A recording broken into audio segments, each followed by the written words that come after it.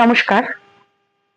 আজ আমি যে কবিতাটি আবৃত্তি করতে চলেছি সেটি বাঁকুড়ার ভাষায় রচিত কবি দিধিতি চক্রবর্তীর লেখা কবিতা কিরিং কিরিং। কিরিং কিরিং বাজলো যখন বৌদিমণির ফোনটা, বেটা বোধহয় খবর লিছে, বলল আমার মনটা। অমনি সোটান ছুটে গেলাম বৌদিমণির কাছটোতে। বৌদিমণি চিচায় বলে, কি আছে মোর মুখটাতে? যখন তখন ফোনের সময় আসিস কেনে ঘরটাতে?